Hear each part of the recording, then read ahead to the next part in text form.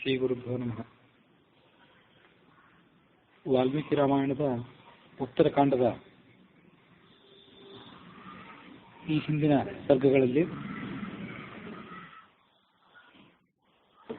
ರಾವಣ ತನ್ನ ದಿಗ್ವಿಜಯವನ್ನು ಮುಂದುವರಿಸಿದ್ದನ್ನು, ವರುಣನ ಲೋಕಕ್ಕೆ ಹೋಗಿ ವರುಣನ ಪುತ್ರ ಪೌತ್ರರನ್ನು ಸೋಲಿಸಿದಂಥ ಕಥೆಯನ್ನೆಲ್ಲ ನೋಡಿದ್ದು ನಾವು.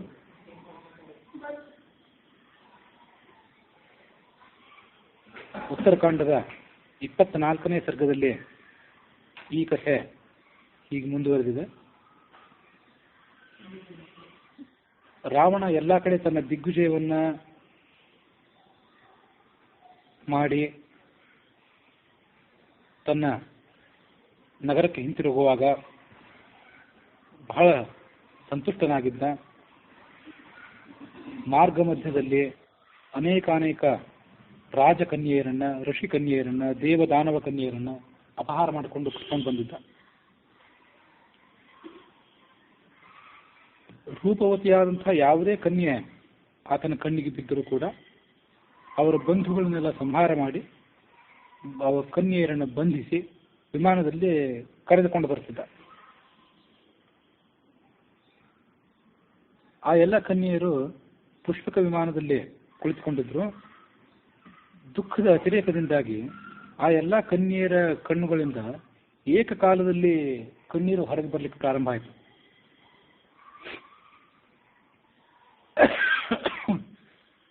ಆ ಕಣ್ಣೀರು ಬೆಂಕಿಯ ಕಿಡಿಯಂತೆ ಕಾಣಿಸ್ತಾ ಇತ್ತು ನೋಡುವವರಿಗೆ. ಅಮಂಗಲ ಸೂಚಕವಾದಂತಹ ಆ ಕಣ್ಣೀರಿನಿಂದ ಇಡೀ ಪುಷ್ಪಕ ವಿಮಾನವೇ ತುಂಬಿ ಹೋಯಿತು. ಅವರೆಲ್ಲರೂ ಗೋಳಾಡ್ತಾ ಇದ್ರು.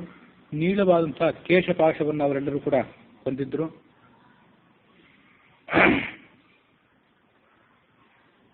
ವಿವಿಧ ರೀತಿಯಾದಂತಹ ಸುಂದರವಾದ ಆಭರಣಗಳನ್ನು ಅವರು ಧರಿಸಿಕೊಂಡಿದ್ರು.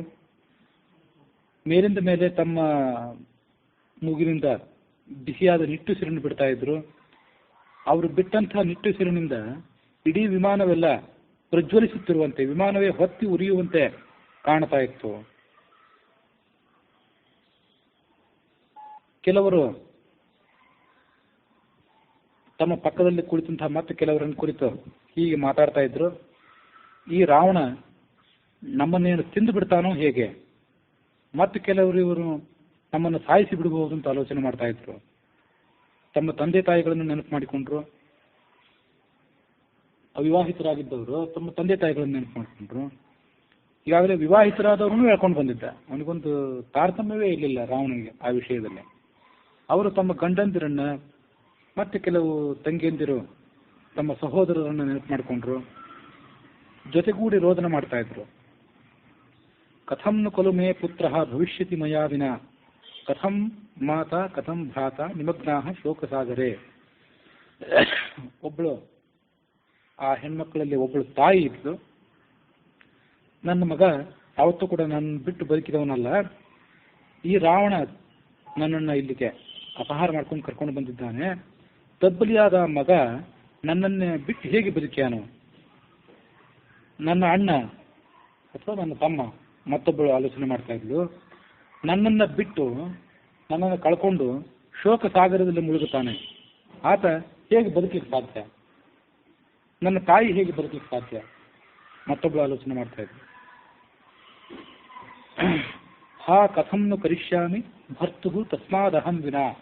ಮತ್ತೊಬ್ಬಳು ಆಲೋಚನೆ ಮಾಡಿದ್ದು, ನನ್ನ ಪತಿದೇವನನ್ನ ಬಿಟ್ಟು, ಗಂಡನನ್ನು ಬಿಟ್ಟು ನಾನು ಈ ಜೀವವನ್ನು ಧರಿಸಲಿ ಹೇಗೆ? ನಾನು ಜೀವನ ಮಾಡೋದು ಹೇಗೆ? ಅವರೆಲ್ಲರೂ ಮೃತ್ಯುದೇವನನ್ನು ಪ್ರಾರ್ಥನೆ ಮಾಡಿದರು. ರಾವಣನನ್ನು ಪ್ರಾರ್ಥನೆ ಮಾಡಲಿಲ್ಲ. ಅವರು ರಾವಣನ ಪ್ರಾರ್ಥನೆ ಮಾಡೋದು ವ್ಯರ್ಥ ಅಂತ ಗೊತ್ತಾಗಿತ್ತು ಅವರಿಗೆ. ಮೃತ್ಯುದೇವತೆಯನ್ನು ಪ್ರಾರ್ಥನೆ ಮಾಡಿದರು. ಏನಂತ?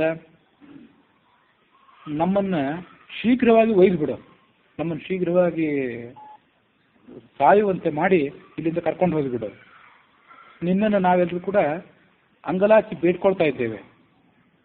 ಇಂಥ ದುಷ್ಟಾತ್ಮನಾದಂತಹ ರಾವಣನ ವಶ ಆಗಿದ್ದೇವಲ್ಲ ನಾವು, ಹಿಂದೆ ಯಾವ ಪಾಪ ಕಾರ್ಯವನ್ನು ಮಾಡಿದ್ದಿರಬೇಕು ಅಂತ ಆಲೋಚನೆ ಮಾಡಿದ್ರು. ನಖಲ್ವಿದಾನೀಂ ಪಶ್ಯಾಮಃ ದುಃಖಸ್ಯ ಅಸ್ಯ ಅಂತಮಾತ್ಮನಃ. ಅಪಾರವಾದಂತಹ ದುಃಖ ನಮಗೇನು ಈಗ ಬಂದು ಒದಗಿದೆ, ಈ ದುಃಖಕ್ಕೆ ಒಂದು ಕೊನೆಯೇ ಇದ್ದಂತೆ ಕಾಣುತ್ತಿಲ್ಲ. ಅವರು ಆಲೋಚನೆ ಮಾಡಿ, ಅಹೋಧಿಂ ಮಾನುಷಂ ಲೋಕಂ ನಾಸ್ತಿ ಖಲು ಅಧಮಃ ಪರಹ. ಈ ಮನುಷ್ಯ ಲೋಕದಲ್ಲಿ ನಾವೇನು ಹುಟ್ಟಿ ಬಂದಿದ್ದೇವೆ, ಈ ಮನುಷ್ಯ ಲೋಕಕ್ಕೆ ಧಿಕ್ಕಾರ ಇರಲಿ. ಮನುಷ್ಯರಿಗಿಂತ ನೀಚನಾದವನು, ಮನುಷ್ಯನಿಗಿಂತ ದುರ್ಬಲನಾದವನು, ಮನುಷ್ಯನಿಗಿಂತ ಅಧಮನಾದವನು ಬೇರೆ ಯಾರೂ ಇಲ್ಲ ಈ ಜಗತ್ತಿನಲ್ಲಿ. ಯಾಕೆಂದ್ರೆ ಬಲಿಷ್ಠನಾದಂತಹ ಈ ರಾವಣ ನಮ್ಮ ಮೇಲೆ ಆಕ್ರಮಣ ಮಾಡಿ ನಮ್ಮನ್ನು ಅಪಹಾರ ಮಾಡಲಿಕ್ಕೆ ಬಂದಾಗ ನಮ್ಮ ಗಂಡಂದಿರು, ನಮ್ಮ ಅಣ್ಣಂದಿರು, ನಮ್ಮ ತಂದೆಯಂದಿರು, ನಮ್ಮ ತಮ್ಮಂದಿರು ವಿನಾಶ ಹೊಂದಿಬಿಟ್ರು. ಸೂರ್ಯ ಬಂದಾಗ ನಕ್ಷತ್ರಗಳ ಬೆಳಕು ಹೀಗೆ ಕಣ್ಮರೆ ಆಗ್ತದೆ, ಹಾಗೆ ಬಲಿಷ್ಠನಾದಂತಹ ರಾವಣ ಬಂದಾಗ ಆತನನ್ನು ಎದುರಿಸಲಿಕ್ಕಾಗದೆ ನಮ್ಮವರೆಲ್ಲರೂ ಕೂಡ, ನಮ್ಮವರು ಅನಿಸ್ಕೊಂಡಂತಹ ಬಂಧು ಬಾಂಧವರೆಲ್ಲರೂ ಕೂಡ ವಿನಾಶ ಹೊಂದಿಬಿಟ್ರು, ನಮ್ಮ ಕೈ ಬಿಟ್ಟುಬಿಟ್ರು. ಹಾಗಾಗಿ ಈ ಮನುಷ್ಯ ಲೋಕಕ್ಕೆ ಧಿಕ್ಕಾರ ಅಂದ್ರು ಅವರು. ಕ್ರೂರಿಯಾದಂತಹ ಈ ರಾವಣ ಇನ್ನೊಬ್ಬರನ್ನು ಕೊಲ್ಲೋದು, ಇನ್ನೊಬ್ಬರನ್ನು ಹಿಂಸಿಸೋದ್ರಲ್ಲಿ ಆನಂದ ಪಡ್ತಾನೆ. ಈ ದುರಾಚಾರ ಮಾಡಿದ್ದಕ್ಕೆ ಆತನಿಗೆ ಸ್ವಲ್ಪವೂ ನಾಚಿಕೆ ಇಲ್ಲ. ಕಠೋರವಾದಂತಹ ತಪಸ್ಸನ್ನು ಬೇರೆ ಮಾಡಿ ಚತುರ್ಮುಖ ಬ್ರಹ್ಮನನ್ನು ಒಲಿಸಿಕೊಂಡು ನಾನಾ ಥರದ ವರಗಳನ್ನು ಪಡ್ಕೊಂಡಿದ್ದೇನೆ ಅಂತ ಈತ ಹೇಳ್ಕೊತಾನೆ. ಜನರು ಇವನ ಬಗ್ಗೆ ಕಥೆಯನ್ನು ಹೇಳ್ತಾರೆ.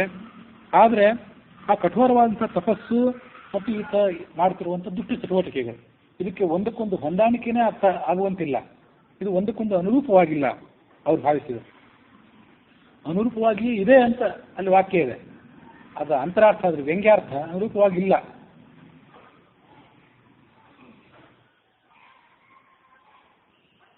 ಇವನ ಪರಾಕ್ರಮ ಇವನ ತಪಸ್ಸಿಗೆ ಅನುಗುಣವಾಗಿದೆ, ಆದರೆ ಇವನು ಮಾಡುವಂಥ ದುರಾಚಾರ ಅವನ ತಪಸ್ಸಿಗೆ ಹೊಂದುವಂತೆ ಇಲ್ಲ. ಅವ್ರು ಮಾತಾಡಿದರು, ಯಸ್ಮಾದೇಶ ಪರಕ್ಯಾಸು ರಮತೆ ರಾಕ್ಷಸಾತ್ಮಃ ತಸ್ಮಾದ್ವೈ ಸ್ತ್ರೀಕೃತೇನೈವ ವಧಂ ಪ್ರಾಪ್ಸಿಸಿ ದುರ್ಮತಿ. ಅನಾದರಿಕೆಯಾಗಿ ಗೋಳಾಡಿದ್ರು.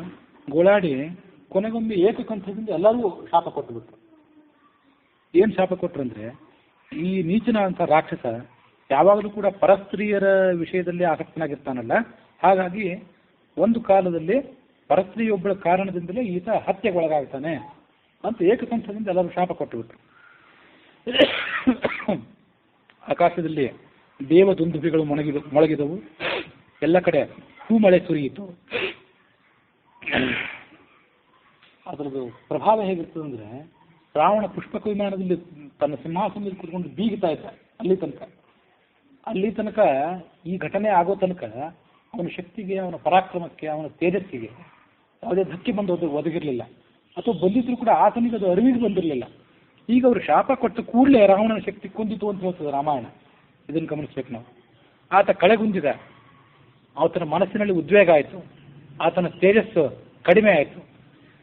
ತ್ರಿಭಿರ್ವರ್ಷೈ ತ್ರಿಭಿರ್ಮಾಸೈ ತ್ರಿಭಿರೇವ ದಿನೈಹಿ. ಅತ್ಯುತ್ಕಟವಾದಂತಹ ಪುಣ್ಯ ಪಾಪಗಳನ್ನು ಮನುಷ್ಯ ಮಾಡಿದರೆ ಈ ಜನ್ಮದಲ್ಲಿ ಅದರ ಫಲ ನಾವು ಅನುಭವಿಸಲಿಕ್ಕೆ ಬಹಳ ದಿವಸ ಕಾಯಬೇಕಾಗಿಲ್ಲ.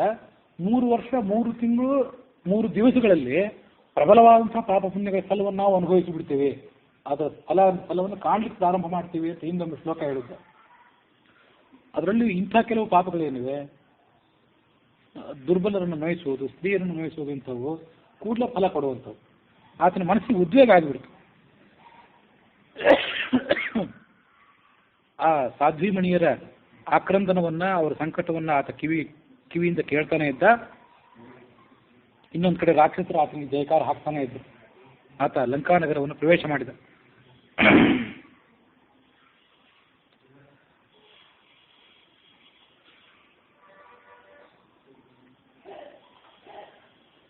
ಲಂಕಾನಗರವನ್ನು ಆತ ಪ್ರವೇಶ ಮಾಡಿದ ಕೂಡಲೇ ಅವನ ತಂಗಿ ಆದಂತಹ ಶೂರ್ಪನಖ ಅವನ ಮುಂದೆ ಬಂದು ಬಿದ್ದಳು.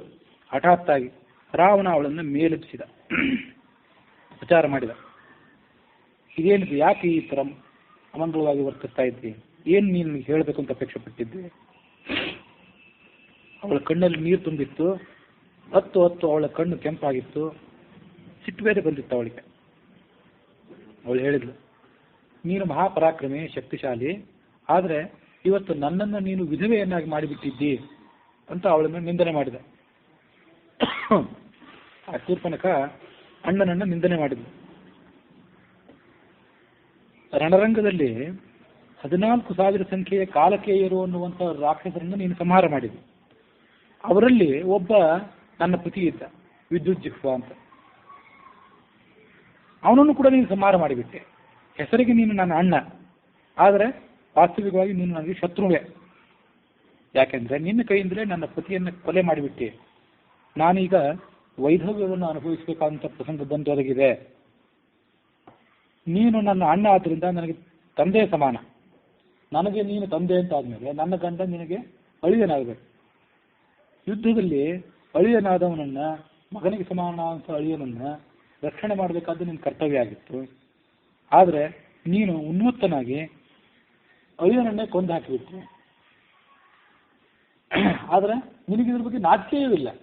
ಊರಿಗೆ ಬಂದ ಕೂಡಲೇ, ಲಂಕಾನಗರಕ್ಕೆ ಬಂದ ಕೂಡಲೇ ನನ್ನನ್ನು ಕರೆಸಿ ಇಂಥದ್ದೊಂದು ಅಚಾತುರ್ಯ ನನ್ನ ಕಡೆಯಿಂದ ಆಯಿತು ಅಂತ ನನಗೆ ನೀನು ಹೇಳಬೇಕಾಗಿತ್ತು. ನಿನಗೆ ಅದ್ರ ಬಗ್ಗೆ ನಾಚಿಕೆಯೂ ಕೂಡ ಇಲ್ಲ. ಒಂದು ರಾಕ್ಷಸಕ್ಕೆ ಅವಳ ಮಗಳೇ ಅಂತ ಅವಳನ್ನು ಸಂಬೋಧನೆ ಮಾಡಿದ. ನಿನ್ನ ಪತಿ ಕಳೆದು ಹೋಗಿದ್ದಾನೆ ಅನ್ನೋದಕ್ಕೆ ನೀನು ಭಯ ಪಡುವಂಥ ಕಾರಣ ಇಲ್ಲ. ನಿನ್ನನ್ನು ಸಂತೋಷವಾಗಿರ್ಲಿಕ್ಕೆ ಏನೇನು ಮಾಡಬೇಕೋ ಎಲ್ಲ ಮಾಡ್ತೇನೆ ನಾನು. ನಿನಗೆ ದಾನ ಬೇಕಾದರೆ ದಾನ ಕೊಡ್ತೇನೆ, ಏನಾದರೂ ವಸ್ತು ಬೇಕಾದರೆ ಸನ್ಮಾನ ಮಾಡ್ತೇನೆ. ನಾನು ಯುದ್ಧೋನ್ಮತ್ತನಾಗಿದ್ದೆ. ನನಗೆ ನನ್ನವರು ಯಾರು ಬೇರೆಯವರು ಯಾರು ಅನ್ನೋ ಸುಳಿವೇನೇ ಇರಲಿಲ್ಲ. ಹಾಗಾಗಿ ಆ ಕಾಲಕೇಯರಲ್ಲಿ ಒಬ್ಬನಾದಂಥ ನಿನ್ನ ಗಂಡನನ್ನು ಕೂಡ ನಾನು ಕೊಂದು ಹಾಕಿಬಿಟ್ಟೆ. ನನ್ನ ಬುದ್ಧಿ ನನ್ನ ಹತೋಟಿಯಲ್ಲಿರಲಿಲ್ಲ. ಗೆಲ್ಲುವುದೊಂದೇ ನನ್ನ ಗುರಿಯಾಗಿತ್ತು.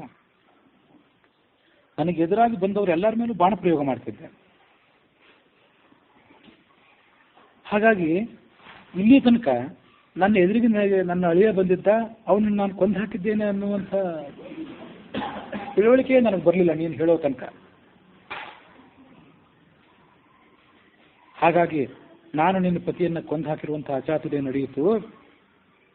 ಆದರೆ ನಿನ್ನ ಹಿತಕ್ಕಾಗಿ ನಾನು ಏನು ಕರ್ತವ್ಯ ಮಾಡಬೇಕು ಅದನ್ನು ಖಂಡಿತವಾಗಿ ಮಾಡ್ತೇನೆ. ನೀನು ದಂಡಕಾರಣ್ಯಕ್ಕೆ ಹೋಗು. ನಮ್ಮೆಲ್ಲರಿಗೂ ಸಹೋದರನಾದಂಥ ಖರ ದೂಷಣ ತ್ರಿಶಿರ ಅಂತ ಎಂತಾರಲ್ಲ, ಅವರ ಪೈಕಿ ಖರ ಅನ್ನುವನು. ರಾವಣನಿಗೆ ಚಿಕ್ಕಮ್ಮನ ಮಕ್ಕಳಾಗಬೇಕು. ಖರ ದೂಷಣ ಇವರೆಲ್ಲ ಹಿಂದೊಮ್ಮೆ ಹೇಳಿದ್ದೆ. ರಾವಣ ತಾಯಿ ಅಂತ ಕೈಕಸಿ, ಅವಳ ಅಕ್ಕನೋ ತಂಗಿಯೋ ಅವರ ಮಕ್ಕಳಿವರು. ಆ ನಿನ್ನ ತಮ್ಮನಾದಂಥ ಆ ಖರ 14,000 ರಾಕ್ಷಸರಿಗೆ ಅಧಿಪತಿಯಾಗಿದ್ದಾನೆ. ರಾಕ್ಷಸರ ಸೈನ್ಯವನ್ನು ಆತ ಪಾಲನೆ ಮಾಡಿಕೊಂಡು ಅವರಿಗೆ ಅನ್ನಪಾನಾದಿಗಳಿಗೆ ವ್ಯವಸ್ಥೆ ಮಾಡಿ ಆತ ಸಮರ್ಥನಾಗಿದ್ದಾನೆ. ನಿನಗಾಗಿ ಯಾವುದೇ ರೀತಿಯಾದಂಥ ಅನುಕೂಲವನ್ನು ಮಾಡಿಕೊಡ್ಲಿಕ್ಕೂ ಕೂಡ ಆತ ಸಮರ್ಥನಾಗಿದ್ದಾನೆ. ದಂಡಕಾರಣ್ಯವನ್ನು ರಕ್ಷಣೆ ಮಾಡುವುದಕ್ಕಾಗಿ ಆತ ಅಲ್ಲಿಗೆ ಈಗ ಹೋಗುವನಿದ್ದಾನೆ. ಅವನಿಗೆ ದೂಷಣ ಅನ್ನುವನು ಸೇನಾಪತಿಯಾಗಿರ್ತಾನೆ. ಅವರಿಬ್ಬರಿಗೂ ಅಧಿಪತಿಯಾಗಿ ಮೇಲ್ವಿಚಾರಕರಾಗಿ ನೀನು ದಂಡಕಾರಣ್ಯದಲ್ಲಿ ಇರುವ. 14,000 ಜನ ರಾಕ್ಷಸರನ್ನು ಆತ ಖರ ಮೊದಲಾದವರನ್ನು ಕರೆದ. ರಾವಣನ ಆಜ್ಞೆಯಂತೆ ಅವರೆಲ್ಲರೂ ಕೂಡ ದಂಡಕಾರಣ್ಯಕ್ಕೆ ಹೋಗಿ ಯಾವುದೇ ವಿಧವಾದಂಥ ದುಃಖವೂ ಸಂಕಟವೂ ಇಲ್ಲದೆ ಅಲ್ಲಿ ಅವರು ವಾಸ ಮಾಡಲಿಕ್ಕೆ ಪ್ರಾರಂಭ ಮಾಡಿದರು. ಅಲ್ಲಿಗೆ ವಾಲ್ಮೀಕಿ ರಾಮಾಯಣದ ಉತ್ತರಕಾಂಡದ 24ನೇ ಸರ್ಗ ಮುಕ್ತಾಯ ಆಗಿದೆ. 25ನೇ ಸರ್ಗದಲ್ಲಿ ಇಂದ್ರಜಿತ್ನಿಗೆ, ರಾವಣನ ಮಗನಾದಂಥ ಇಂದ್ರಜಿತ್ನಿಗೆ ಯಜ್ಞಗಳ ಮೂಲಕ ವರಪ್ರಾಪ್ತಿ, ವಿಭೀಷಣ ರಾವಣನಿಗೆ ಪರಸ್ತ್ರೀ ಸಂಪರ್ಕದಿಂದ ಆಗುವಂಥ ಅನ್ಯಾಯಗಳನ್ನು ವಿವರಣೆ ಮಾಡಿದ ಕಥೆ ಇದೆ. 26ರಲ್ಲಿ ರಾವಣ ರಂಭೆಯ ಮೇಲೆ ಅಕ್ರಮ ಮಾಡಿ ಕುಬೇರನ ಮಗನಾದಂಥ ನಳಕೂಬರನಿಂದ ಶಾಪವನ್ನು ಪಡ್ಕೊಂಡಂಥ ಘಟನೆ ಇದೆ. ನಾನೀಗ ನಿಮಗೆ 24ನೇ ಅಧ್ಯಾಯ ಆದಮೇಲೆ 25ನೇ ಅಧ್ಯಾಯವನ್ನು ಮುಂದುವರಿಸಬಹುದು. 26ನೇ ಅಧ್ಯಾಯವನ್ನು ಮೊದಲು ಮುಂದುವರಿಸಿ 24ನೇ ಅಧ್ಯಾಯದಲ್ಲಿ ಮತ್ತು 24ನೇ ಅಧ್ಯಾಯದಲ್ಲಿ ಸಾಮೂಹಿಕವಾಗಿ ಆ ಸ್ತ್ರೀಯರನ್ನೇ ನೆಳ್ಕೊಂಡು ಬಂದಿದ್ದಲ್ಲ ಆ ಕೃತ್ಯ, ಮತ್ತು 26ರಲ್ಲಿ ಬಂದಂತೆ ರಂಭೆಯ ಮೇಲೆ ಮಾಡಿದ ಅಕ್ರಮ, ಇವೆರಡನ್ನು ಅಂದರೆ ರಾವಣ ಮಾಡುವಂಥ ಎರಡೂ ಅಕ್ರಮಗಳನ್ನು ಒಂದು ಕಡೆ ಸಂಗ್ರಹ ಮಾಡಿ ಆ ಪರಸ್ತ್ರೀ ಅಪಹರಣ ರೂಪವಾದಂಥ ಕೃತ್ಯವನ್ನು ವಿಭೀಷಣ ಖಂಡನೆ ಮಾಡಿದ್ದನ್ನು ಆಮೇಲೆ ಹೇಳ್ತಾನೆ. ಹೇಳೋದಕ್ಕಾಗಿ ಆ 25ನೇ ಸರ್ಗವನ್ನು ನಡುವೆ ನಿಲ್ಲಿಸಿ 26ನೇದನ್ನು ಮೊದಲು ಹೇಳ್ತಾನೆ. ಆ ಸರ್ಗದ ವ್ಯವಸ್ಥೆಯನ್ನು ಗಮನಿಸಬೇಕು.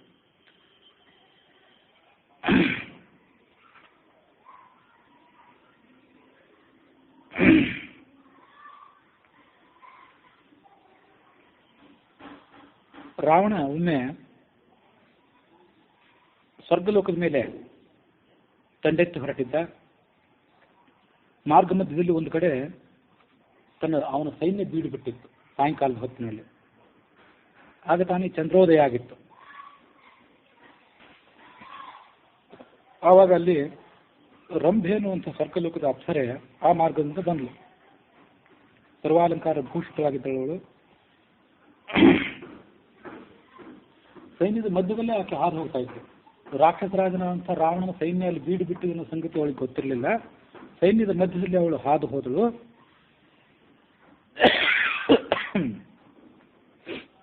ರಂಭೆಯನ್ನು ನೋಡಿದ ಕೂಡಲೇ ಈ ದುಷ್ಟನಾದಂಥ ರಾವಣನಿಗೆ ಮನಸ್ಸು ಕಾಮ ವಶವಾಯಿತು. ಮೇಲೆದ್ದ, ಅವಳ ಕೈಯನ್ನು ಹಿಡ್ಕೊಂಡ.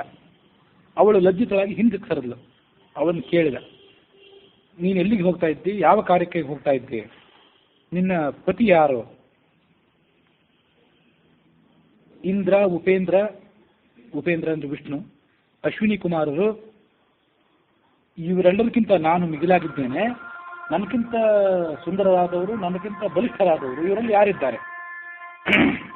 ಹೀಗಿರುವಾಗ ನನ್ನನ್ನು ಬಿಟ್ಟು ನೀನು ಬೇರೆಯವ್ರ ಕಡೆ ಹೋಗಬೇಡ. 3 ಲೋಕಗಳ ಅಧಿಪತಿ ನಾನು. ರಾವಣ ತನ್ನ ದರ್ಪವನ್ನು ಒಳಗೆ ತೋರಿಸಿದ. 3 ಲೋಕಗಳ ಅಧಿಪತಿಯಾಗಿದ್ದೇನೆ, 3 ಲೋಕಗಳ ನಿಯಾಮಕನಾಗಿದ್ದೇನೆ ನಾನು. ಅಂಥವನು ನಾನು ಕೈ ಮುಗಿದು ನಿನ್ನನ್ನು ಕೇಳ್ಕೊಳ್ತೇನೆ, ನನ್ನ ಬೆಳಿಗ್ಗೆ ಬಂದು ಸೇರು ಅಂತ ಕೇಳಿದೆ. ಆಗ ಅವಳು ಗಡಗಡ ನಡುಗಿ ಹೇಳಿದ್ಲು, ನೀನು ನನ್ನ ವಿಷಯದಲ್ಲಿ ಪ್ರಸನ್ನನಾಗಬೇಕು, ನೀನು ನನಗೆ ಹಿರಿಯ, ನನ್ನ ಮಾವನಾಗಬೇಕು ನೀನು ಅಂತ ಹೇಳಿದ್ಲು ಅವಳು. ಯಾಕೆಂದ್ರೆ ಅವಳು ಆ ಸಂದರ್ಭದಲ್ಲಿ ಕುಬೇರನ ಮಗನಾದಂಥ ನಳಕೂಬರ ಅವನನ್ನ ಸಮೀಪಿಸಲಿಕ್ಕೆ, ಅವನ ಸಮೀಪಕ್ಕೆ ಆಕೆ ಹೊರಟಿದ್ಲು. ಕುಬೇರನ ಮಗನ ಸಂಗಾತಿ ಆಗಲಿಕ್ಕೆ ಹೊರಟವಳು. ಹಾಗಿದ್ದ ಮೇಲೆ ಕುಬೇರ ಅವಳಿಗೆ ಮಾವಾಗಬೇಕು, ಕುಬೇರನ ಸಹೋದರನಾದಂಥ ರಾವಣನು ಕೂಡ ಅವಳಿಗೆ ಮಾವಾಗಬೇಕು ಅನ್ನೋ ದೃಷ್ಟಿ ಅವಳಿಗಿತ್ತು. ಧರ್ಮದ ದೃಷ್ಟಿಯಿಂದ ನಾನು ಸೊಸೆ, ನನ್ನನ್ನು ನೀನು ರಕ್ಷಣೆ ಮಾಡಬೇಕು, ನೀನು ನನ್ನ ಮೇಲೆ ಕೆಟ್ಟ ಕಣ್ಣು ಬೀರಬಾರದು ಅಂದ್ಲವಳು. ಚತಸ್ಸಿ ಇದಿ ಮೇ ಭಾರ್ಯ ತತಸ್ಸಂಹಿ ಸ್ಮಶಾಧವೇ. ನೀನು ನನ್ನ ಮಗನಿಗೆ ಹೆಂಡತಿಯಾಗಿದ್ರೆ ಸೊಸೆ ಆಗ್ತಿದ್ದೆ. ನನ್ನ ಮಗನಿಗೆ ಇನ್ನೂ ನೀನು ಹೆಂಡತಿ ಆಗಿಲ್ಲ. ನನ್ನ ಮಕ್ಕಳು ಅಕ್ಷಕುಮಾರ, ಮೇಘನಾದ ಇವರೆಲ್ಲರೂ, ಇಂದ್ರಜಿತ್ ಇವರೆಲ್ಲರೂ ನನ್ನ ಮಕ್ಕಳು. ಅವ್ರಿಗೇನು ನಿನ್ನಿಂದ ನಾನು ತಂದುಕೊಂಡಿಲ್ಲ, ಹಾಗಾಗಿ ನೀನಾಗಿ ನನ್ನ ಸೊಸೆ ಅಂದ ಅವನು. ಆಗ ರಂಭೆ ಹೇಳಿದ್ಲು, ನಾನು ನಿನ್ನ ಸೊಸೆ ಅನ್ನೋದನ್ನು ಹೇಗೆ ಅನ್ನೋದನ್ನು ನಿರೂಪಣೆ ಮಾಡ್ತೀನಿ. ಧರ್ಮಾನುಸಾರವಾಗಿ ನಾನು ಈಗಾಗಲೇ ನಿನ್ನ ಮಗನ ಪತ್ನಿಯಾಗಿದ್ದೇನೆ. ನಿನ್ನ ಅಣ್ಣನಾದಂಥ ಕುಬೇರನ ಮಗ ನನಗೆ ಪ್ರಾಣಗಳಿಗಿಂತಲೂ ಹೆಚ್ಚು ಪ್ರಿಯ. ನಲಕೂಬರ ಅಂತ ಆತನ ಹೆಸರು.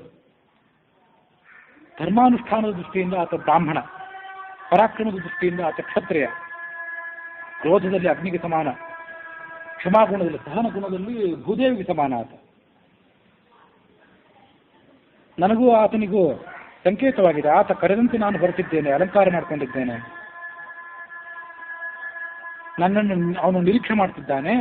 ಹೀಗೆ ಧರ್ಮದ ಮಾರ್ಗದಿಂದ ನೀನು ನನಗೆ ಮಾವಾಗಿರೋದ್ರಿಂದ ನೀನು ನನ್ನನ್ನು ಕಾಪಾಡಬೇಕು. ಆಗ ರಾವಣ ತೋರಿಕೆ ವಿನಯವನ್ನು ತೋರಿಸ್ಕೊಂಡ. ಅವಳಿಗೆ ಹೇಳಿದ, ನೀನು ನಲಕೂಬರನನ್ನು ಪ್ರೀತಿಸಿರಬಹುದು, ಆ ಕಾರಣ ನೀನು ಸೊಸೆ ಅಂತ ಹೇಳ್ಕೊಳ್ತಾ ಇದ್ದೆ, ಆದ್ರೆ ಅದು ಯಾವುದೂ ಯುಕ್ತ ಅಲ್ಲ. ಯಾಕೆಂದ್ರೆ ಈ ಮನುಷ್ಯ ಲೋಕದಲ್ಲಿ, ಭೂಲೋಕದಲ್ಲಿ ಒಬ್ಬ ಪುರುಷನಿಗೆ ಒಬ್ಬಳು ಕೊನೆಯ ತನಕ ಪತ್ನಿ. ಹಾಗಾಗಿ ಆ ಪುರುಷನ ತಂದೆಗೆ ಅವಳು ಸೊಸೆ, ಅಳಿಯ, ಮಗಳು, ಇವೆಲ್ಲ ವ್ಯವಸ್ಥೆ ಏನಿದೆ ಮನುಷ್ಯ ಲೋಕಕ್ಕೆ ಸಂಬಂಧಪಟ್ಟಂತ ವ್ಯವಸ್ಥೆ. ಆದರೆ ನೀನು ದೇವಲೋಕದವಳು, ಅದರಲ್ಲೂ ಅಪ್ಸರೆ. ನಿಮಗೆ ಸೊಸೆ, ಮಗಳು, ಮಗ, ಅಳಿಯ ಅನ್ನುವಂಥ ಯಾವ ವ್ಯವಸ್ಥೆಯೇ ಇಲ್ಲ. ದೇವಲೋಕದ ಪ್ರಜೆಗಳು ಯಾವತ್ತೂ ಕೂಡ ಒಬ್ಬರಲ್ಲೇ ಅನುರಕ್ತರಾಗಿರೋದೂ ಇಲ್ಲ. ಹಾಗಾಗಿ ನೀನು ಹೇಳುವಂಥ ಈ ಧರ್ಮದ ವ್ಯವಸ್ಥೆ ಏನಿದೆ ಅದು ನನಗೆ ಮಾನ್ಯ ಅಲ್ಲ ಅಂತ ಹೇಳಿಬಿಟ್ಟ ಅವನು. ಅಂತ ಹೇಳಿ ಅವಳನ್ನು ಅತಿಕ್ರಮಿಸಿದ. ಅವಳು ತೀವ್ರವಾದಂಥ ಸಂಕಟಕ್ಕೆ ಈಡಾದಳು. ಅಲ್ಲಿಂದ ಓಡಿ ಹೋಗಿ ನಲಕೂಬರನ ಬಳಿಗೆ ಹೋಗಿ ಆತನ ಕಾಲಲ್ಲಿ ಬಿದ್ದಳು. ಅವಳನ್ನು ನೋಡಿ ನಲಕೂಬರನಿಗೆ ಬಹಳ ಸಂಕಟ ಆಯಿತು. ನನ್ನ ಕಾಲ ಮೇಲೆ ಯಾಕೆ ಬಿದ್ದಿದ್ದಿ ಹೇಳು ಅಂತ ಕೇಳ್ಕೊಂಡ ಆತ. ಆಗ ಆಕೆ ಹೇಳಿದ್ಲು, ದಶಮುಖನಾದಂಥ ರಾವಣ ಸ್ವರ್ಗಲೋಕದ ಮೇಲೆ ಆಕ್ರಮಣ ಮಾಡಲಿಕ್ಕೆ ಹೊರಟಿದ್ದಾನೆ. ಪ್ರಬಲವಾದ ಸೈನ್ಯ ಆತನ ಜೊತೆಗಿದೆ. ಅವನ ಸೈನ್ಯ ಅಲ್ಲಿ ಬೀಡು ಬಿಟ್ಟಿದೆ. ಆ ಸೈನ್ಯದ ಮಾರ್ಗದಿಂದಲೇ ನಾನು ನಿನ್ನನ್ನು ಸಮೀಪಿಸಲಿಕ್ಕಾಗಿ ಬರ್ತಾ ಇದ್ದೆ. ಆತ ನನ್ನ ಕೈ ಹಿಡಿದಾಗ ನಾನು ನಲಕೂಬರನ ಪ್ರೇಯಸಿ ಅಂತ ಹೇಳಿದೆ. ಆದರೆ ಆತ ಕಾಮವಶನಾಗಿ ನನ್ನ ಮಾತನ್ನು ಗಣನೆಗೆ ತೆಗೆದುಕೊಳ್ಳಿಲ್ಲ, ಅತಿಕ್ರಮಿಸಿದ. ಹಾಗಾಗಿ ಅಬಲೆಯಾದಂಥ ನಾನು ಮಾಡಿದ ಅಪರಾಧವನ್ನು ಕ್ಷಮೆ ಮಾಡು ಅಂತ ಕೇಳ್ಕೊಂಡ್ಳು. ನಹಿ ತುಲ್ಯಂ ಬಲಂ ಸೌಮ್ಯ ಸ್ತ್ರೀಯಾಶ್ಚ ಪುರುಷಸ್ಯಹಿ. ಹೆಂಗಸಿಗೆ ಪುರುಷನಿಗಿರುವಷ್ಟ ಶಾರೀರಿಕವಾದಂಥ ಬಲ ಇರೋದಿಲ್ಲ. ಹಾಗಾಗಿ ನಾನು ನನ್ನನ್ನು ರಕ್ಷಣೆ ಮಾಡ್ಕೊಳ್ಳಿಕ್ಕಾಗಲಿಲ್ಲ. ನಲಕೂಬರನಿಗೆ ತೀವ್ರವಾದಂಥ ಕೋಪ ಬಂತು. ಸ್ವಲ್ಪ ಹೊತ್ತು ಧ್ಯಾನಾಸಕ್ತನಾದ. ರಂಬೆ ಹೇಳ್ತಾ ಇರುವುದಂತ ಸಂಗತಿ ಏನಿದೆ ಸತ್ಯವಾಗಿದೆ. ರಾವಣ ಅಂತ ಘೋರವಾದಂಥ ಅನ್ಯಾಯ ಮಾಡಿದ್ದಾನೆ ಅನ್ನೋದು ಕೂಡ ಆತನಿಗೆ ಧ್ಯಾನ ಮೂಲಕ ತಿಳಿಯಿತು. ಅಂಗೈಗೆ ನೀರನ್ನು ತೆಗೆದುಕೊಂಡ. ಮೊದಲು ವಿಧಿಪೂರ್ವಕವಾಗಿ ಶುದ್ಧವಾಗಿ ಆಚಮನ ಮಾಡಿದ. ಕಮಂಡಲದಿಂದ ಕೈಗೆ ನೀರು ಬಿಟ್ಕೊಂಡು ರಾಕ್ಷಸರಾದನಂತ ರಾವಣನಿಗೆ ಈ ಮುಂದಿನಂತೆ ಶಾಪ ಕೊಟ್ಟು ಬಿಟ್ಟ. ಅಕಾಮ ತೇನ ಯಸ್ಮಾತ್ವಂ ಬಲಾದ್ ಭದ್ರೇ ಪ್ರದರ್ಶಿತ ತಸ್ಮಾತ್ ಸ ಯುವತೀ ಮನ್ಯಾಂ ನಾಕಾಮಾಂ ಉಪಯಾಸ್ಯತಿ ಯದಿ ಹಿ ಅಕಾಮಾಂ ಕಾಮಾರ್ಥಃ ದರ್ಶಯಿಷ್ಯತಿ ಯೋಷಿತಂ ಮೂರ್ಧಾತು ಸಪ್ತಧಾತಸ್ಯ ಶಕಲೀ ಭವಿತಾ ತದಾ. ನಿನಗಿಷ್ಟವಿಲ್ಲದೆ ಇದ್ರೂ ಕೂಡ ರಾವಣ ನಿನ್ನನ್ನು ಅತಿಕ್ರಮಿಸಿದ್ದಾನೆ. ಇನ್ನು ಮುಂದೆ ಆತ ಇಚ್ಛೆ ಇಲ್ಲದಂಥ ಯಾವುದಾದ್ರೂ ಸ್ತ್ರೀಯನ್ನು ಅತಿಕ್ರಮಿಸಿದರೆ ಅದಕ್ಕೆ ಅನುಕೂಲವಾಗದಂತೆ ನಾನು ಶಾಪ ಕೊಡ್ತೇನೆ. ಹಾಗೇನಾದರೂ ಆತ ಮಾಡಿದ್ದಾದರೆ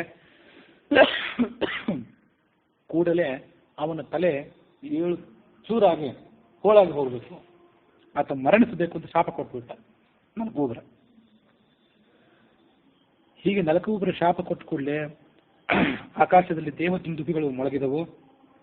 ಆಕಾಶದಿಂದ ಹೂಮಳೆ ಕರೆಯಿತು. ಬ್ರಹ್ಮ ಮೊದಲಾದಂಥ ದೇವತೆಗಳಿಗೂ ಕೂಡ ಸಂತೋಷ ಆಯಿತು. ಪಿತೃಗಳು, ಯಕ್ಷರು, ಮಹರ್ಷಿಗಳೆಲ್ಲರೂ ಕೂಡ ಸಂತೋಷಪಟ್ಟರು. ಈ ಸುದ್ದಿ ಆತನಿಗೆ ತಿಳಿದು ಬಂದ ನಂತರ, ನಲಕೂಬರನಿಂದ ತನಗೆ ಘೋರವಾದ ಶಾಪ ಬಂದಿದೆ ಅನ್ನೋದನ್ನು ತಿಳಿದ ನಂತರ ರಾವಣ ತನ್ನ ಪ್ರವೃತ್ತಿಯನ್ನು ಸ್ವಲ್ಪ ಹತೋಟಿಯಲ್ಲಿ ಇಟ್ಕೊಂಡ. ತನ್ನನ್ನು ಅಪೇಕ್ಷೆ ಪಡೆದಂತಹ ಸ್ತ್ರೀಯರ ಜೊತೆಗೆ ಆತ ಸಮಾಗಮ ಮಾಡ್ತಿರಲಿಲ್ಲ. ನಲಕೂಬರ ರಾವಣನಿಗೆ ಕೊಟ್ಟಂತಹ ಈ ಭಯಂಕರವಾದ ಶಾಪ ಎಷ್ಟೆಷ್ಟೋ ಜನ ಪತಿವ್ರತೆಯರ ಕಿವಿಗೆಲ್ಲ ಬಿತ್ತು. ಅವರೆಲ್ಲ ಬಹಳ ಸಂತೋಷಪಟ್ಟರು. ಅವ್ರಿಗೊಂದು ಪರಿಹಾರ ಸಿಕ್ಕಂಗಾಯ್ತು. ಅಲ್ಲಿಗೆ ವಾಲ್ಮೀಕಿ ರಾಮಾಯಣದ 26ನೇ ಸರ್ಗ ಮುಕ್ತಾಯವಾಗಿದೆ. ಈ ವಿವರಣೆಯಲ್ಲಿ ಯಾಕೆ ಹೇಳ್ತಿದ್ದೇನೆಂದ್ರೆ, ಎಷ್ಟೋ ಕಾವ್ಯಗಳಲ್ಲಿ ರಾವಣ ಖಳನಾಯಕ ಅಲ್ಲ, ಪರಸ್ತ್ರೀ ಗಮನದಂಥ ದುಷ್ಟ ಪ್ರವೃತ್ತಿ, ಹೀನ ಪ್ರವೃತ್ತಿ ಆತನಿಗೆ ಇರಲಿಲ್ಲ, ಪರನಾರಿ ಸಹೋದರನಾಗಿದ್ದ ಅಂತನ್ನೆಲ್ಲ ವರ್ಣನೆ ಮಾಡಿದ್ದೀವಿ. ಆತನ ಪ್ರವೃತ್ತಿ ಏನಾಗಿತ್ತು? ಅವನು ಹೆಸರಿಗೆ ಬ್ರಾಹ್ಮಣ ಆಗಿದ್ದ ಅಷ್ಟೇ. ಅವನು ಪ್ರವೃತ್ತಿಯಿಂದ ನೀಚನಾಗಿದ್ದ, ರಾಕ್ಷಸನಾಗಿದ್ದ. ಅದಕ್ಕಾಗಿ ಆತನ ಹತ್ಯೆಯನ್ನು ಎಲ್ಲರೂ ಕೂಡ ಬಯಸಿದ್ರು ಅನ್ನೋದನ್ನು ನಾವು ಗಮನಿಸಬೇಕು. ಅದಾದ ಬಳಿಕ ರಾಮಾಯಣದ ಉತ್ತರಕಾಂಡದ 25ನೇ ಸರ್ಗ ಮುಂದುವರಿಯುತ್ತದೆ.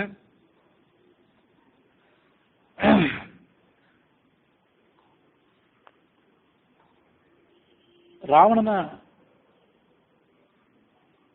ಮಗನಾದಂಥ ಇಂದ್ರಜಿತ್ ತನ್ನ ಅಧೀನದಲ್ಲಿ ನಿಕುಂಭಿಲ ಅನ್ನುವಂಥ ಒಂದು ಹೊಸ ಉಪವನವನ್ನ ಇಟ್ಕೊಂಡಿದ್ದ.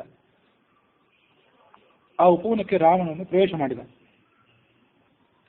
ಅಲ್ಲೊಂದು ಯಜ್ಞ ನಡೀತಿರೋದನ್ನ ನೋಡಿದ ರಾವಣ. ಯಾರನ್ನು ನೋಡಿದ ಅಂದ್ರೆ ತನ್ನ ಮಗನಾದಂಥ ಇಂದ್ರಜಿತನನ್ನ. ಆತ ಜಟಾಧಾರಿಯಾಗಿ ಕೃಷ್ಣಾಜಿನವನ್ನು ಮೈ ಮೇಲೆ ಧರಿಸಿಕೊಂಡು ಕಮಂಡಲವನ್ನು ಇಟ್ಕೊಂಡು ಕೂತಿದ್ದಂಥ ಮಗನಾದಂಥ ಇಂದ್ರಜಿತ್ ಮೇಘನಾದನನ್ನು ನೋಡಿದ. ಅವನನ್ನ ಗಾಢವಾಗಿ ಆಲಿಂಗನ ಮಾಡಿದ. ಕೇಳಿದ ಅವನಿಗೆ, ಮಗನೇ, ಇಂಥ ಘೋರವಾದ ತಪಸ್ಸನ್ನು ಮಾಡ್ತಾ ಇದ್ದಿ, ಯಜ್ಞ ಮಾಡ್ತಾ ಇದ್ದಿ, ಇದೆಲ್ಲ ಏನು ಹೇಳು. ಆ ಸಂದರ್ಭದಲ್ಲಿ ಇಂದ್ರಜಿತ್ ಮೌನ ವ್ರತವನ್ನು ಆಚರಣೆ ಮಾಡ್ಕೊಂಡಿದ್ದ. ತಂದೆ ಪ್ರಶ್ನೆಗೆ ಉತ್ತರ ಕೊಡಲಿಲ್ಲ ಅವನು. ರಾಕ್ಷಸ ಪುರೋಹಿತರಾದಂಥ ಶುಕ್ರಾಚಾರ್ಯ ಅಲ್ಲಿಗೆ ಬಂದಿದ್ರು. ಅವರು ರಾವಣನಿಗೆ ಉತ್ತರ ಹೇಳಿದರು. ರಾವಣೇಶ್ವರನೇ, ನಾನು ಉತ್ತರ ಹೇಳ್ತೇನೆ ಕೇಳು. ನಿನ್ನ ಮಗ ವಿಸ್ತಾರವಾದಂಥ 7 ಮಹಾಯಜ್ಞಗಳನ್ನು ಈಗ ಹಮ್ಮಿಕೊಂಡಿದ್ದಾನೆ. ಅಗ್ನಿಷ್ಠೋಮ, ಅಶ್ವಮೇಧ, ಬಹುಸುವರ್ಣಕ, ರಾಜಸೂಯ, ಗೋಮೇಧ, ವೈಷ್ಣವ ಅನ್ನುವಂಥ 6 ಮಹಾಯಜ್ಞಗಳಿವೆ. 7ನೇದ್ದಾದಂಥ ಮಾಹೇಶ್ವರ ಯಜ್ಞವನ್ನು ಈಗ ಮಾಡ್ತಿದ್ದಾನೆ. 6 ಯಜ್ಞಗಳು ಮುಗಿದಿವೆ. ಈ ಯಜ್ಞವನ್ನು ಬೇರೆ ಯಾರು ಕೂಡ ಮಾಡಲಾರರು. ಅತಿ ಕಷ್ಟಕರವಾದಂಥ ಯಜ್ಞ ಇದು. ಈ ಯಜ್ಞ ಇನ್ನೂ ಮುಗಿದಿಲ್ಲ. ಯಜ್ಞ ಪ್ರಾರಂಭ ಆದಾಗಲೇ ನಿನ್ನ ಮಗ ಪರಶಿವನಾದಂಥ ಪಶುಪತಿಯಿಂದ ಹಲವಾರು ವರಗಳನ್ನು ಪಡ್ಕೊಂಡಿದ್ದಾನೆ. ಒಂದು ದಿವ್ಯವಾದಂಥ ರಥವೂ ಕೂಡ ಆತನಿಗೆ ಸಿಕ್ಕಿದೆ. ತಾಮಸಿ ಅನ್ನುವಂಥ ಒಂದು ಮಾಯಾವಿದ್ಯೆ ಆ ಇಂದ್ರಜಿತನಿಗೆ ಸಿಕ್ಕಿದೆ. ಆ ಮಾಯಾವಿದ್ಯೆಯ ಬಲದಿಂದ ಅಂಧಕಾರವನ್ನು ಸೃಷ್ಟಿ ಮಾಡಬಲ್ಲ, ಎಲ್ಲ ಕಡೆ ಕತ್ತಲು ಕವಿಯುವಂತೆ ಆತ ಮಾಡಬಲ್ಲ. ಒಂದು ವೇಳೆ ಈ ಮಾಯಾವಿದ್ಯೆಯನ್ನು ಸಮರಾಂಗಣದಲ್ಲಿ ಪ್ರಯೋಗ ಮಾಡಿದರೆ ದೇವತೆಗಳಿಗಾಗಲಿ ರಾಕ್ಷಸರಿಗಾಗಲಿ ನಮ್ಮ ಎದುರಾಳಿ ಎಲ್ಲಿದ್ದಾನೆ ಅನ್ನೋದು ತಿಳಿಯೋದಿಲ್ಲ. ಎದುರಾಳಿ ಎಲ್ಲಿದ್ದಾನೆ ಅನ್ನೋದು ತಿಳಿಯದಿದ್ದ ಮೇಲೆ ಅವ್ರು ಎಲ್ಲಿ ಶಸ್ತ್ರ ಪ್ರಯೋಗ ಮಾಡ್ತಾರೆ? ನಿನ್ನ ಮಗ ಇನ್ನೂ ಏನೇನು ಕೆಲಸ ಮಾಡಿದ್ದಾನೆ ಹೇಳ್ತೇನೆ ಕೇಳು. ಎಷ್ಟು ಪ್ರಯೋಗ ಮಾಡಿದರೂ ಮುಗಿಯದಂಥ ಬಾಣಗಳನ್ನು ಹೊಂದಿರುವ ಬತ್ತಳಿಕೆಗಳನ್ನು ಆತ ಪಡ್ಕೊಂಡಿದ್ದಾನೆ. 2 ಬತ್ತಳಿಕೆಗಳನ್ನು, ಬೇರೆ ಯಾರು ಮಣಿಸಲಾರದಂಥ ಧನುಸ್ಸು, ಸಮಸ್ತ ಅದ್ಭುತವಾದಂಥ ಶಸ್ತ್ರಾಸ್ತ್ರಗಳು, ಇದನ್ನೆಲ್ಲ ಈಗ ಪಡ್ಕೊಂಡಿದ್ದಾನೆ. ಯಜ್ಞ ಮುಗಿಸ್ತಾನೆ. ಮುಗಿಸಿ ನಿನ್ನ ಬಳಿ ಬರುವವನಿದ್ದಾನೆ. ಹಾಗಾಗಿ ಈಗ ಮಾಡ್ಲಿಕ್ಕೆ ಅವಸರ ಮಾಡಬೇಡ, ನಿನ್ನ ಸಂದರ್ಶನ ಮಾಡ್ಲಿಕ್ಕೆ ಅವನು ಬರುವವನಿದ್ದಾನೆ. ರಾವಣನಿಗೆ ಭಾರಿ ಖೇದ ಆಯಿತು. ಏನಂದ, ಮಗ ಮಾತಾಡ್ತಿರ್ಲಿಲ್ಲ, ಆದರೂ ಮಗನಿಗೊಂದು ಮಾತು ಹೇಳಿದ. ಮಗನೇ, ಇಂಥ ಯಜ್ಞ ಮಾಡಬಾರ್ದಿತ್ತು ನೀನು ಅಂದ. ಯಾಕೆಂದ್ರೆ ಈ ಎಲ್ಲ ಯಜ್ಞದಲ್ಲಿ ನೀನು ಆರಾಧನೆ ಮಾಡೋದು ಯಾರನ್ನ? ಇಂದ್ರ ವರುಣಾದಿ ದೇವತೆಗಳನ್ನು. ಅವರೆಲ್ಲ ನಮಗೆ ಶತ್ರುಗಳು, ತೃಣಮಾತ್ರದವರು. ಅಂಥವ್ರನ್ನೇ ಆರಾಧನೆ ಮಾಡ್ಬೇಕಾಯ್ತಲ್ಲ ಮತ್ತೆ ಅಂದ ಈ ರಾಕ್ಷಸ. ಆದರೂ ಒಂದು ದೃಷ್ಟಿಯಿಂದ ಒಳ್ಳೇದಾಯ್ತು ನೀನು ಮಾಡಿದ್ದು. ಏನೇ ಆಗಲಿ ಅವರನ್ನು ಆರಾಧನೆ ಮಾಡಿದ್ದೀಯಲ್ಲ, ಒಳ್ಳೇದನ್ನೇ ಮಾಡಿದ್ದಿ, ಇದರಲ್ಲಿ ಸಂಶಯ ಇಲ್ಲ. ಇನ್ನು ನಾವೆಲ್ಲರೂ ಕೂಡ ನಮ್ಮ ಭವನಗಳಿಗೆ ಹೋಗೋಣ ಅಂತ ಹೇಳಿದ. ರಾವಣ ಮಗನ ಅಂತ ಇಂದ್ರಜಿತನನ್ನ, ತಮ್ಮನ ಅಂತ ವಿಭೀಷಣನನ್ನು ಕರೆದುಕೊಂಡು ಪುಷ್ಪಕ ವಿಮಾನದ ಬಳಿಗೆ ಹೋಗಿ ಅಲ್ಲಿದ್ದಂಥ ಸ್ತ್ರೀಯರನ್ನೆಲ್ಲ ಕೆಳಗಿಳಿಸಿದ. ಅವರೆಲ್ಲರೂ ಇನ್ನೂ ಬಿಕ್ಕಿ ಬಿಕ್ಕಿ ಅಳ್ತಾ ಇದ್ರು. ರಾವಣ ಇನ್ನೂ ಪೂರ್ಣವಾಗಿ ತನ್ನ ಅರಮನೆಗೆ ಪ್ರವೇಶ ಮಾಡಿರಲಿಲ್ಲ. ದಿಗ್ವಿಜಯ ಆದಮೇಲೆ, ಶೂರ್ಪಣಖಾಳನ ಭೇಟಿ ಆದಮೇಲೆ ನೇರವಾಗಿ ನಿಕುಂಭಿರ ವನಕ್ಕೆ ಹೋಗಿದ್ದ. ವಿಭೀಷಣನಿಗೆ ಈ ರಾವಣನ ಪ್ರವೃತ್ತಿ ಗೊತ್ತಾಯಿತು. ರಾಕ್ಷಸರಾಜನೇ, ನಿನ್ನ ಆಚರಣೆಗಳು, ನಿನ್ನ ಪ್ರವೃತ್ತಿಗಳು, ಯಶಸ್ಸು, ಮನುಷ್ಯನ ಕೀರ್ತಿ, ಮನುಷ್ಯನ ಸಂಪತ್ತು, ಮನುಷ್ಯನ ಕುಲದ ಪರಂಪರೆ, ಸಂಪ್ರದಾಯ, ಇವೆಲ್ಲದಕ್ಕೂ ಘಾತಕವಾಗಿವೆ ನೀನು ಮಾಡುವಂಥ ಕೆಲಸಗಳು. ಈ ಸ್ತ್ರೀಯರನ್ನೂ ನೀನು ಹಿಂಸಿಸಿದ್ದಿ, ಇವರ ಸಂಬಂಧಿಕರನ್ನೂ ನೀನು ಹಿಂಸಿಸಿದ್ದಿ, ಸಂಹಾರ ಮಾಡಿದ್ದೆ. ಇದೆಲ್ಲವೂ ಅತ್ಯಂತ ಪಾಪಕರವಾದದ್ದು. ನಿನಗೆ ಇದೆಲ್ಲ ಗೊತ್ತಿದೆ, ಪಾಪಕರವಾದಂಥ ಸಂಗತಿ ಅಂತ ನಿನಗೆ ಗೊತ್ತಿದೆ. ಆದರೂ ಸ್ವೇಚ್ಛಾ ವೃತ್ತಿಯಲ್ಲಿ ನೀನು ಆಸಕ್ತನಾಗಿದ್ದೆ. ಈ ಎಲ್ಲ ನಾರಿಮಣಿಯರನ್ನ, ಬಂಧು ಬಾಂಧವರನ್ನು ನೀನು ಹಿಂಸಿಸಿದೆಯಲ್ಲ, ಅದ್ರ ಪರಿಣಾಮ ಏನಾಗಿದೆ ಗೊತ್ತೇನು? ನಮ್ಮ ಮನೆಯಲ್ಲಿ ನಮ್ಮ ತಂಗಿಯನ್ನು ಬೇರೆ ಯಾರೋ ಒಬ್ಬ ಅಪಹಾರ ಮಾಡಿಬಿಟ್ಟಿದ್ದಾನೆ. ರಾವಣನಿಗೆ ಅದು ಗೊತ್ತೇ ಇಲ್ಲ ತನ್ನ ಮನೆಯಲ್ಲಿ ಏನಾಗಿದೆ ಅಂತ ಅನ್ನೋದನ್ನು. ಅದನ್ನ ಹೇಳ್ದ ವಿಭೀಷಣ. ರಾವಣ ಕೇಳಿದ, ವಿಭೀಷಣ ಅದೇನು ನೀನು ಹೇಳ್ತಿರುವಂಥ ಸಂಗತಿ ಏನದು? ನನಗೆ ತಿಳಿತಾನೆ ಇಲ್ಲ. ಯಾರದು? ನಮ್ಮ ತಂಗಿಯನ್ನು ಯಾರು ಅಪಹಾರ ಮಾಡಿದ್ದಾರೆ?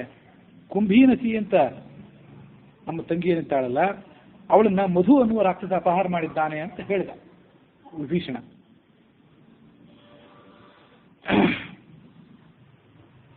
ಎಲ್ಲವನ್ನೂ ವಿಸ್ತಾರವಾಗಿ ಹೇಳ್ತೇನೆ ಕೇಳು. ನೀನು ಮಾಡಿದಂಥ ಪಾಪಕರ್ಮಗಳಿಗೆ ನಮ್ಮ ಕುಲದಲ್ಲೇ ಈ ಒಂದು ಅನ್ಯಾಯ ನಡೆದು ಹೋಗುವಂಥ ಪ್ರತಿಫಲ ಸಿಕ್ಕಿದೆ.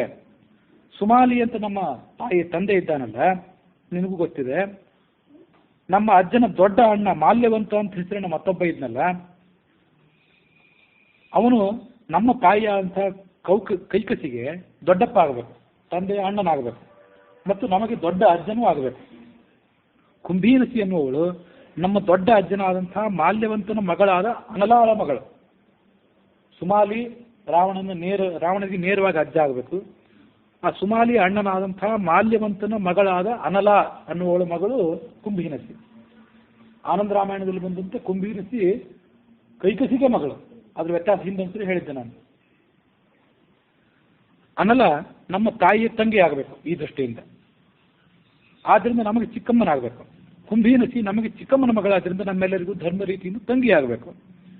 ನಿನ್ನ ಮಗ ಆ ಕಡೆ ಯಜ್ಞ ಮಾಡ್ತಿದ್ದ, ನಾನು ನೀರಿನಲ್ಲಿ ಕೂತ್ಕೊಂಡು ತಪಸ್ ಮಾಡ್ತಿದ್ದೆ, ಕುಂಭಕರ್ಣ ನಿದ್ರಾ ಸುಖ ಅನುಭವಿಸ್ತಿದ್ದ, ನೀನು ಎಲ್ಲ ಕಡೆ ಅನ್ಯಾಯ ಮಾಡ್ಲಿಕ್ಕೆ ಹೊರಟಿದ್ದೆ. ಈ ಸಂದರ್ಭದಲ್ಲಿ ಬಲಿಷ್ಠನಾದಂತಹ ಮಧು ಅನ್ನುವ ರಾಕ್ಷಸ ಇಲ್ಲಿಗೆ ಬಂದು ನಮ್ಮ ರಾಕ್ಷಸ ಸೈನ್ಯವನ್ನು ಸದೆಬಡೆದು ಕುಂಭೀ ನದಿಯನ್ನು ಅಪಹಾರ ಮಾಡ್ಕೊಂಡು ಹೋಗಿದ್ದಾನೆ. ಆದರೆ ನಾವ್ಯಾರೂ ಕೂಡ ಆ ಮಧು ಅನ್ನುವ ರಾಕ್ಷಸನ ಮೇಲೆ ಪ್ರತೀಕಾರ ಮಾಡ್ಲಿಕ್ಕೆ ಹೋಗಲಿಲ್ಲ. ಯಾಕೆಂದ್ರೆ ನಾವೆಲ್ಲರೂ ಕೂಡ ಅವಳ ಅಣ್ಣಂದಿರು. ನಮ್ಮ ಕರ್ತವ್ಯ ಏನೋ ಅವಳನ್ನು ಮದುವೆ ಮಾಡಿಕೊಡೋದು. ಒಬ್ಬ ವರನಿಗೆ ಅವಳನ್ನು ಮದುವೆ ಮಾಡಿಕೊಡ್ಬೇಕು. ಹಾಗಾಗಿ ನಮ್ಮ ಕರ್ತವ್ಯ ಹೀಗಿದ್ಮೇಲೆ ಒಬ್ಬ ವರ ಅವಳನ್ನು ಅಪಹಾರ ಮಾಡ್ಕೊಂಡು ಹೋಗಿದ್ದಾನೆ ಅಂತ ನಾವು ಸುಮ್ಮನೆ ಆದ್ವಿ. ನೀನು ದುಷ್ಟತನದಿಂದ ಮಾಡಿದಂಥ ಪರಸ್ತ್ರೀ ಅಪಹರಣ ರೂಪವಾದ ಕಾರ್ಯದ ಪ್ರತಿಫಲವಾಗಿ ಇದಾಗಿದೆ.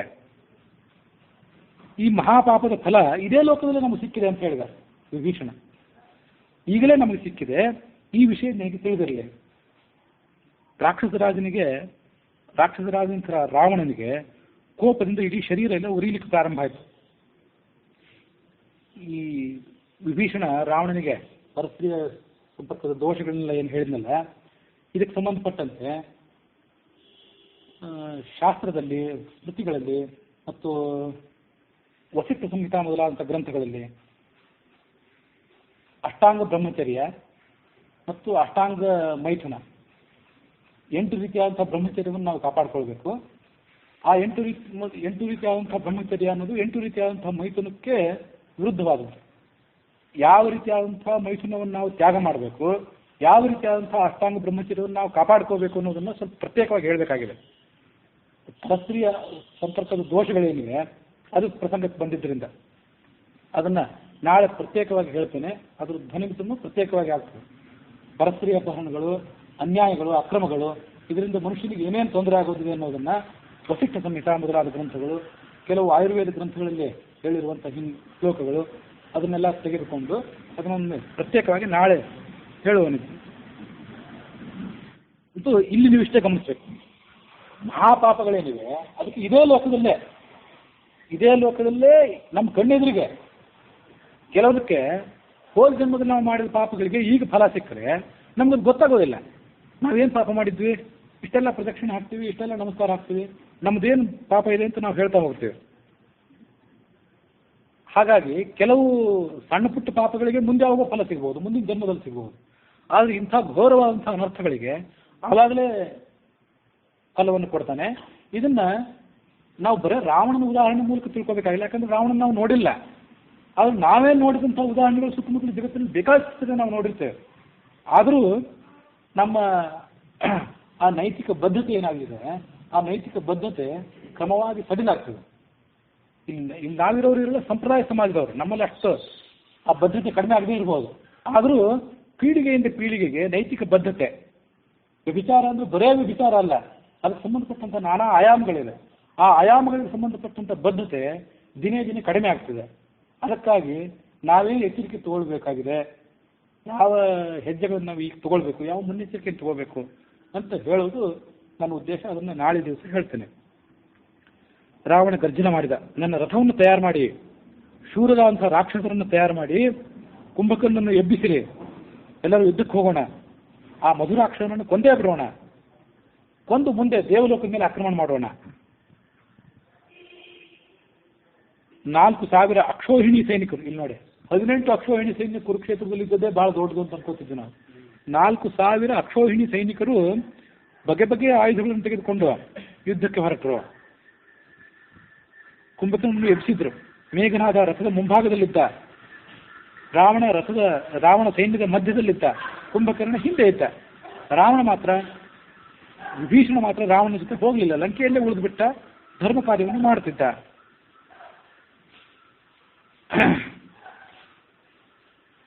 ರಾವಣ ದೇವಲೋಕವನ್ನು ಆಕ್ರಮಣ ಮಾಡಲಿಕ್ಕೆ ಹೊರಟಿದ್ದಾನೆ ಅನ್ನೋ ಸುದ್ದಿ ಕೇಳಿದ ಕೂಡಲೇ ದೇವತೆಗಳ ಬದ್ಧವೇದಿಗಳಾದಂತಹ 100,000 ದೈತ್ಯರು ಬೇರೆ ಬೇರೆ ಲೋಕಗಳಿಂದ ಎದ್ದು ಬಂದರು. ಅವರು ಎಲ್ಲರೂ ದೇವಲೋಕದ ಮೇಲೆ ಇದೇ ಸಂದರ್ಭದಲ್ಲಿ ಆಕ್ರಮಣ ಮಾಡಿಬಿಡೋಣ ಅಂತ ತಯಾರಾದರು. ಮಧುಪುರ ಅನ್ನುವ ಪಟ್ಟಣಕ್ಕೆ ಇವರೆಲ್ಲರೂ ಬಂದರು. ಮಧುಪುರ ಅಂದ್ರೆ ಆ ಮಧು ಇರುವಂಥ ಜಾಗ ಅದು.